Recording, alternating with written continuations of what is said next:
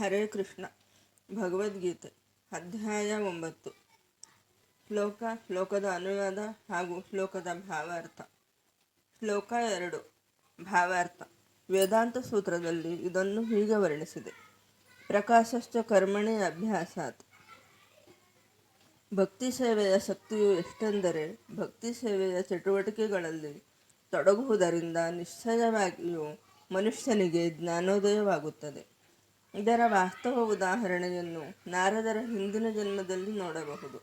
ಆ ಜನ್ಮದಲ್ಲಿ ಅವರು ಒಬ್ಬ ದಾಸಿಯ ಮಗನಾಗಿದ್ದರು. ಅವರಿಗೆ ವಿದ್ಯೆಯೂ ಇರಲಿಲ್ಲ ಮತ್ತು ಅವರು ಉತ್ತಮ ಕುಟುಂಬದಲ್ಲಿ ಜನಿಸಿಯೂ ಇರಲಿಲ್ಲ. ಆದರೆ ಅವರ ತಾಯಿಯು ಮಹಾಭಕ್ತರ ಸೇವೆಯಲ್ಲಿ ತೊಡಗಿದ್ದಾಗ ನಾರದರು ಅದರಲ್ಲಿ ನಿರತರಾದರು ಮತ್ತು ಕೆಲವೊಮ್ಮೆ ತಾಯಿಯೂ ಇಲ್ಲದಿದ್ದಾಗ ಸ್ವತಃ ನಾರದರೇ ಆ ಮಹಾಭಕ್ತರ ಸೇವೆಯನ್ನು ಮಾಡುತ್ತಿದ್ದರು.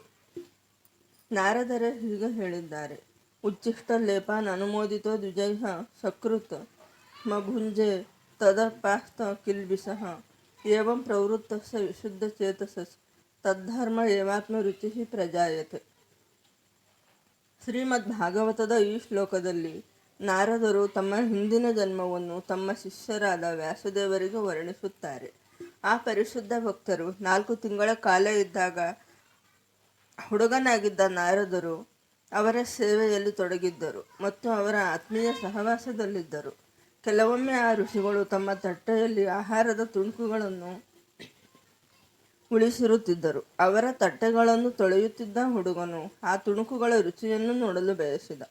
ಆತನು ಆ ಮಹಾಭಕ್ತರ ಅನುಮತಿಯನ್ನು ಬೇಡಿದ. ಅವರು ಅನುಮತಿಯನ್ನು ನೀಡಿದಾಗ ನಾರದರು ಉಳಿದಿದ್ದ ಆ ತುಣುಕುಗಳನ್ನು ತಿಂದರು. ಇದರ ಪರಿಣಾಮವಾಗಿ ಅವರು ಎಲ್ಲ ಪಾಪಪೂರಿತ ಪ್ರತಿಕ್ರಿಯೆಗಳಿಂದ ಬಿಡುಗಡೆ ಹೊಂದಿದರು. ಅವರು ಆಹಾರದ ಶೇಷವನ್ನು ತಿನ್ನುತ್ತಾ ಹೋದಂತೆ ಋಷಿಗಳಷ್ಟೇ ಪರಿಶುದ್ಧ ಹೃದಯದವರಾದರು. ಮಹಾಭಕ್ತರು ಶ್ರವಣದಿಂದ ಮತ್ತು ಸಂಕೀರ್ತನೆಯಿಂದ ಪ್ರಭುವಿನ ನಿರಂತರ ಭಕ್ತಿ ಸೇವೆಯನ್ನು ಸವಿಯುತ್ತಿದ್ದರು. ಕ್ರಮೇಣ ನಾರದರು ಅದೇ ಅಭಿರುಚಿಯನ್ನು ಬೆಳೆಸಿಕೊಂಡರು. ನಾರದರು ಮುಂದೆ ಹೀಗೆ ಹೇಳುತ್ತಾರೆ: ತತ್ರಾನ್ವಹಂ ಕೃಷ್ಣಕಥಾಃ ಪ್ರಗಾಯತಾಂ ಅನುಗ್ರಹೇಣ ಶೃಣವಂ ಮನೋಹರಾಃ ತಾಃ ಶ್ರದ್ಧಯ ಮೇನುಪದಂ ವಿಶೃಣ್ವತಃ ಪ್ರಿಯಶ್ರವಶಂಘ ಮಮಾಭವದ್ ರುಚಿ.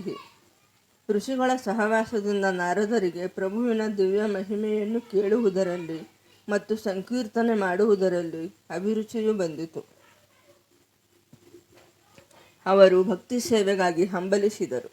ಆದುದರಿಂದ ವೇದಾಂತ ಸೂತ್ರದಲ್ಲಿ ಹೇಳಿದಂತೆ ಪ್ರಕಾಶಶ್ಚ ಕರ್ಮಣಿ ಅಭ್ಯಾಸಾತ್ ಎಂದರೆ, ಒಬ್ಬ ಮನುಷ್ಯನು ಭಕ್ತಿ ಸೇವೆಯಲ್ಲಿ ನಿರತನಾಗಿದ್ದರೆ ಸಾಕು, ಎಲ್ಲವೂ ಅವನಿಗೆ ತಂತಾನೇ ಪ್ರಕಟವಾಗುತ್ತದೆ ಮತ್ತು ಆತನು ಅವನ್ನೆಲ್ಲ ಅರ್ಥ ಮಾಡಿಕೊಳ್ಳಬಹುದು. ಇದಕ್ಕೆ ಪ್ರತ್ಯಕ್ಷ ಎಂದರೆ ನೇರವಾಗಿ ಗ್ರಹಿಸಿದ್ದು ಎಂದರ್ಥ. ಧರ್ಮ್ಯಂ ಎಂದರೆ ಧರ್ಮ ಮಾರ್ಗ ಎಂದರ್ಥ. ನಾರದರು ವಾಸ್ತವವಾಗಿ ಒಬ್ಬ ದಾಸಿಯ ಮಗ. ಅವರಿಗೆ ಶಾಲೆಗೆ ಹೋಗುವ ಅವಕಾಶವಿರಲಿಲ್ಲ. ಅವರು ತಾಯಿಗೆ ನೆರವಾಗುತ್ತಿದ್ದರು ಅಷ್ಟೆ. ಸುದೈವದಿಂದ ಅವರ ತಾಯಿಯು ಭಕ್ತರಿಗೆ ಒಂದಿಷ್ಟು ಸೇವೆ ಮಾಡಿದಳು. ಮಗು ನಾರದರಿಗೂ ಆ ಅವಕಾಶ ದೊರೆಯಿತು. ಸಹವಾಸ ಮಾತ್ರದಿಂದಲೇ ಅವರು ಎಲ್ಲ ಧರ್ಮದ ಅತ್ಯುನ್ನತ ಗುರಿಯನ್ನು ಸಾಧಿಸಿದರು. ಶ್ರೀಮದ್ ಭಾಗವತದಲ್ಲಿ ಹೇಳಿರುವಂತೆ ಎಲ್ಲ ಧರ್ಮದ ಅತ್ಯುನ್ನತ ಗುರಿ ಎಂದರೆ ಭಕ್ತಿ ಸೇವೆ. ಧಾರ್ಮಿಕ ಜನರಿಗೆ ಭಕ್ತಿ ಸೇವೆಯೇ ಧರ್ಮದ ಅತ್ಯುನ್ನತ ಪರಿಪೂರ್ಣತೆ ಎನ್ನುವುದು ತಿಳಿದಿರುವುದಿಲ್ಲ. 8ನೇ ಅಧ್ಯಾಯದ ಕಡೆಯ ಶ್ಲೋಕಕ್ಕೆ ಸಂಬಂಧಿಸಿ ನಾವು ಆಗಲೇ ಚರ್ಚಿಸಿದಂತೆ ಸಾಮಾನ್ಯವಾಗಿ ಆತ್ಮಸಾಕ್ಷಾತ್ಕಾರಕ್ಕೆ ವೇದಗಳ ಜ್ಞಾನ ಅಗತ್ಯ. ಆದರೆ ಇಲ್ಲಿ ನಾರದರು ಯಾವುದೇ ಗುರುವಿನ ಪಾಠಶಾಲೆಗೂ ಹೋಗದಿದ್ದರೂ, ವೈದಿಕ ತತ್ವಗಳಲ್ಲಿ ಶಿಕ್ಷಣ ಪಡೆಯದಿದ್ದರೂ ವೇದಗಳ ಅಭ್ಯಾಸದಿಂದ ಬರುವ ಅತ್ಯುನ್ನತ ಫಲಗಳನ್ನು ಪಡೆದರು. ಈ ಪ್ರಕ್ರಿಯೆಯ ಶಕ್ತಿಯು ಎಷ್ಟು ಎಂದರೆ, ಧಾರ್ಮಿಕ ಪ್ರಕ್ರಿಯೆಯನ್ನು ಕ್ರಮವಾಗಿ ಆಚರಿಸದೆಯೂ ಮನುಷ್ಯನು ಅತ್ಯುನ್ನತ ಪರಿಪೂರ್ಣತೆಗೆ ಏರಬಹುದು. ಇದು ಹೇಗೆ ಸಾಧ್ಯ? ಇದನ್ನು ವೈದಿಕ ಸಾಹಿತ್ಯವು ದೃಢಪಡಿಸುತ್ತದೆ. ಆಚಾರ್ಯವಾನ್ ಪುರುಷೋ ವೇದ. ಶ್ರೇಷ್ಠ ಆಚಾರ್ಯರ ಸಹವಾಸದಲ್ಲಿ ಇರುವವನು ವಿದ್ಯಾಭ್ಯಾಸವಿಲ್ಲದಿದ್ದರೂ ಮತ್ತು ವೇದಗಳನ್ನು ಎಂದೂ ಅಧ್ಯಯನ ಮಾಡದಿದ್ದರೂ ಸಾಕ್ಷಾತ್ಕಾರಕ್ಕೆ ಅಗತ್ಯವಾದ ಎಲ್ಲ ವಿದ್ಯೆಯ ಪರಿಚಯವನ್ನು ಪಡೆಯಬಲ್ಲನು. ಭಕ್ತಿ ಸೇವೆಯ ಪ್ರಕ್ರಿಯೆಯು ಬಹು ಸುಖಕರವಾದದ್ದು. ಏಕೆ? ಭಕ್ತಿ ಸೇವೆ ಎಂದರೆ ಶ್ರವಣಂ ಕೀರ್ತನಂ ವಿಷ್ಣೋಃ. ಆದುದರಿಂದ ಮನುಷ್ಯನು ಪ್ರಭುವಿನ ಮಹಿಮೆಯ ಸಂಕೀರ್ತನೆಯನ್ನು ಕೇಳಬಹುದು ಅಥವಾ ಅಧಿಕಾರ ಪಡೆದ ಆಚಾರ್ಯರು ದಿವ್ಯಜ್ಞಾನವನ್ನು ಕುರಿತು ನೀಡುವ ತಾತ್ವಿಕ ಉಪನ್ಯಾಸಗಳಿಗೆ ಹೋದರೆ ಸಾಕು. ಸುಮ್ಮನೆ ಕುಳಿತೇ ಭಕ್ತನು ಕಲಿಯಬಹುದು. ಅನಂತರ ರುಚಿಯಾದ ತಿಂಡಿಗಳಾದ ದೇವರ ಪ್ರಸಾದವನ್ನು ತಿನ್ನಬಹುದು. ಪ್ರತಿಯೊಂದು ಸ್ಥಿತಿಯಲ್ಲಿಯೂ ಭಕ್ತಿ ಸೇವೆಯು ಆನಂದದಾಯಕವಾದದ್ದು. ಅತ್ಯಂತ ದಾರಿದ್ರ್ಯದ ಸ್ಥಿತಿಯಲ್ಲಿಯೂ ಭಕ್ತಿ ಸೇವೆಯನ್ನು ಮಾಡಬಹುದು. ಪ್ರಭುವು ಪತ್ರಂ ಪುಷ್ಪಂ ಫಲಂ ತೋಯಂ ಎನ್ನುತ್ತಾನೆ. ಭಕ್ತನು ಯಾವುದೇ ಕಾಣಿಕೆಯನ್ನು ಕೊಡಲಿ, ಸ್ವೀಕರಿಸಲು ಪ್ರಭುವು ಸಿದ್ಧನಾಗಿದ್ದಾನೆ. ಒಂದು ಎಲೆ, ಒಂದು ಹೂವು, ಹಣ್ಣಿನ ಒಂದು ಚೂರು ಅಥವಾ ಒಂದಿಷ್ಟು ನೀರು, ಇವು ಪ್ರಪಂಚದ ಎಲ್ಲ ಭಾಗಗಳಲ್ಲಿಯೂ ದೊರೆಯುತ್ತವೆ. ಮನುಷ್ಯನ ಸಾಮಾಜಿಕ ಸ್ಥಾನ ಏನೇ ಇರಲಿ, ಯಾವ ಮನುಷ್ಯನೇ ಆಗಲಿ, ಇದನ್ನು ಅರ್ಪಿಸಬಹುದು. ಪ್ರೀತಿಯಿಂದ ಅರ್ಪಿಸಿದರೆ ಪ್ರಭುವು ಅದನ್ನು ಸ್ವೀಕರಿಸುತ್ತಾನೆ. ಚರಿತ್ರೆಯಲ್ಲಿ ಇಂತಹ ನಿದರ್ಶನಗಳು ಹೇರಳವಾಗಿವೆ. ಪ್ರಭುವಿನ ಚರಣ ಕಮಲಗಳಿಗೆ ಅರ್ಪಿಸುವ ತುಳಸಿಯನ್ನು ಆಸ್ವಾದಿಸಿದುದರಿಂದಲೇ ಸನತ್ಕುಮಾರನಂತಹ ಮಹರ್ಷಿಗಳು ಶ್ರೇಷ್ಠ ಭಕ್ತರಾದರು. ಆದುದರಿಂದ ಭಕ್ತಿ ಮಾರ್ಗವು ಬಹು ಸೊಗಸಾದದ್ದು. ಅದನ್ನು ಸಂತೋಷದ ಮನಸ್ಥಿತಿಯಲ್ಲಿ ಅನುಸರಿಸಬಹುದು. ಭಗವಂತನು ಅವನಿಗೆ ಅರ್ಪಿಸಿದ ವಸ್ತುಗಳ ಹಿಂದಿರುವ ಪ್ರೀತಿಯನ್ನೇ ಸ್ವೀಕರಿಸುತ್ತಾನೆ. ಭಕ್ತಿ ಸೇವೆಯು ಶಾಶ್ವತವಾದದ್ದು ಎಂದು ಇಲ್ಲಿ ಹೇಳಿದೆ. ಇದು ಮಾಯಾವಾದಿ ತತ್ವಶಾಸ್ತ್ರಜ್ಞರು ಹೇಳುವ ರೀತಿಯಲ್ಲ. ಅವರು ಕೆಲವೊಮ್ಮೆ ತಥಾಕಥಿತ ಭಕ್ತಿ ಸೇವೆಯನ್ನು ಆಚರಿಸಿದರೂ ಮುಕ್ತರಾಗುವ ತನಕ ಭಕ್ತಿ ಸೇವೆಯನ್ನು ಮುಂದುವರಿಸುವುದು ಅವರ ಆಲೋಚನೆ. ಆದರೆ ಕಟ್ಟಕಡೆಗೆ ಮುಕ್ತರಾದಾಗ ದೇವರೊಡನೆ ಒಂದಾಗುವೆವು ಎಂದು ಅವರ ಭಾವನೆ.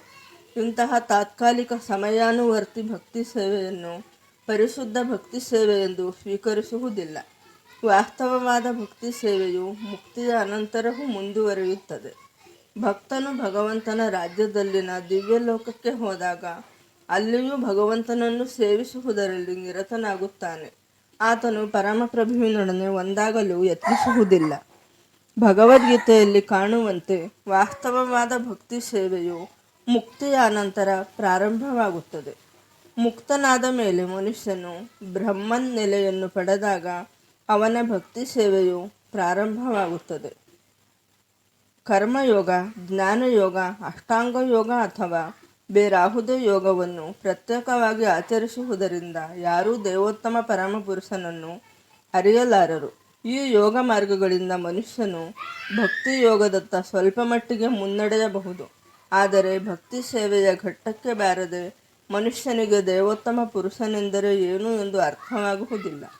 ಭಕ್ತಿ ಸೇವೆಯ ಅನುಷ್ಠಾನದಿಂದ, ಅದರಲ್ಲಿಯೂ ಸಾಕ್ಷಾತ್ಕಾರ ಸಾಧಿಸಿದ ಚೇತನಗಳಿಂದ ಶ್ರೀಮದ್ ಭಾಗವತವನ್ನು, ಭಗವದ್ಗೀತೆಯನ್ನು ಕೇಳಿ ಮನುಷ್ಯನು ಪರಿಶುದ್ಧನಾದಾಗ ಅವನಿಗೆ ಕೃಷ್ಣ ವಿಜ್ಞಾನ ಅಥವಾ ದೈವ ವಿಜ್ಞಾನವು ಅರ್ಥವಾಗುತ್ತದೆ. ಹೀಗೆಂದು ಶ್ರೀಮದ್ ಭಾಗವತದಲ್ಲಿಯೂ ದೃಢಪಡಿಸಿದೆ. ಏವಂ ಪ್ರಸನ್ನ ಮನಸ್ಸೋ ಭಗವದ್ಭಕ್ತಿ ಯೋಗತಃ. ಮನುಷ್ಯನ ಹೃದಯದಿಂದ ಎಲ್ಲ ಅಸಂಬದ್ಧತೆ ತೊಲಗಿ ಹೋದಾಗ ಅವನಿಗೆ ದೇವರೆಂದರೆ ಏನು ಎಂದು ಅರ್ಥವಾಗುತ್ತದೆ.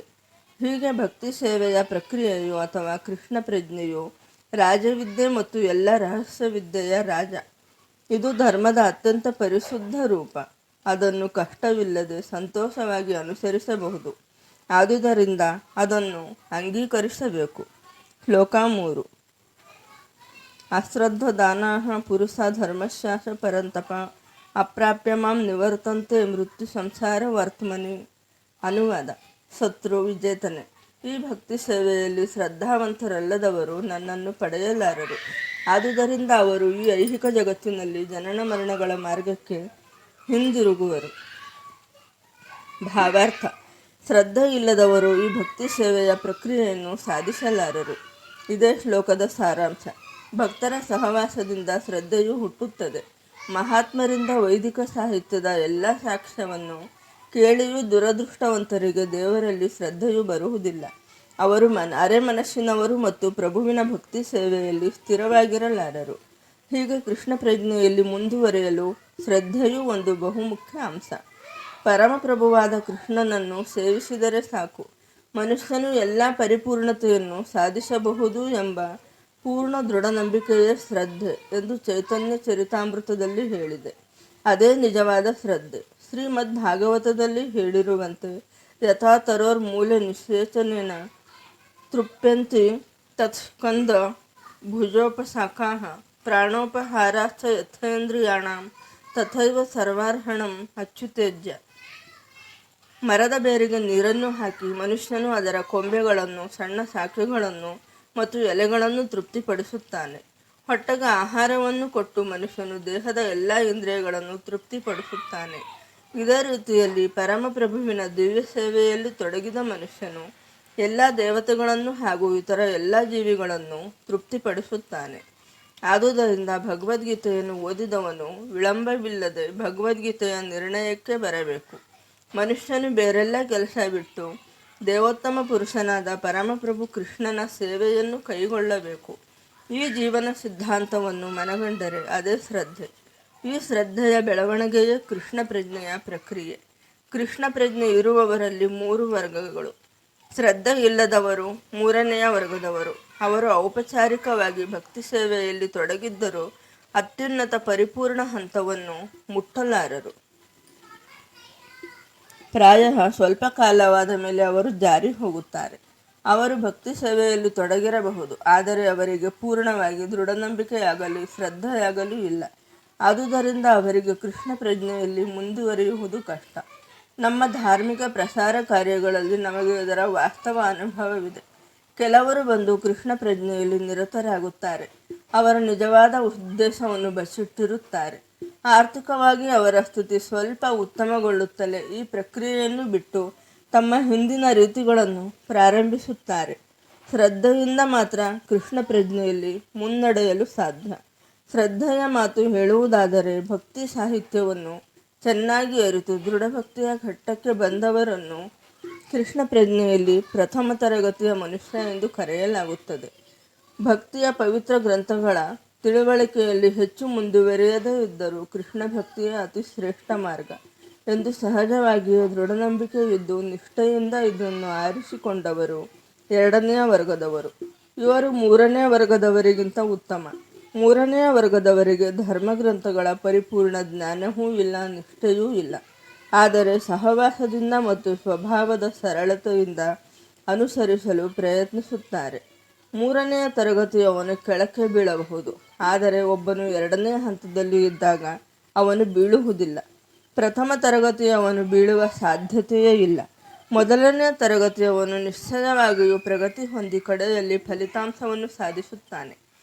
ಕೃಷ್ಣ ಪ್ರಜ್ಞೆಯಲ್ಲಿ 3ನೇ ವರ್ಗದವನನ್ನು ಕುರಿತು ಹೇಳುವುದಾದರೆ, ಕೃಷ್ಣನ ಭಕ್ತಿ ಸೇವೆಯು ಬಹಳ ಒಳ್ಳೆಯದು ಎಂಬ ದೃಢನಂಬಿಕೆಯಲ್ಲಿ ಶ್ರದ್ಧೆ ಇದ್ದರೂ ಅವನು ಶ್ರೀಮದ್ ಭಾಗವತ ಮತ್ತು ಭಗವದ್ಗೀತೆಯಂತಹ ಪವಿತ್ರ ಗ್ರಂಥಗಳ ಮೂಲಕ ಕೃಷ್ಣನ ಬಗ್ಗೆ ಸಾಕಷ್ಟು ತಿಳುವಳಿಕೆಯನ್ನು ಇನ್ನೂ ಪಡೆದಿರುವುದಿಲ್ಲ.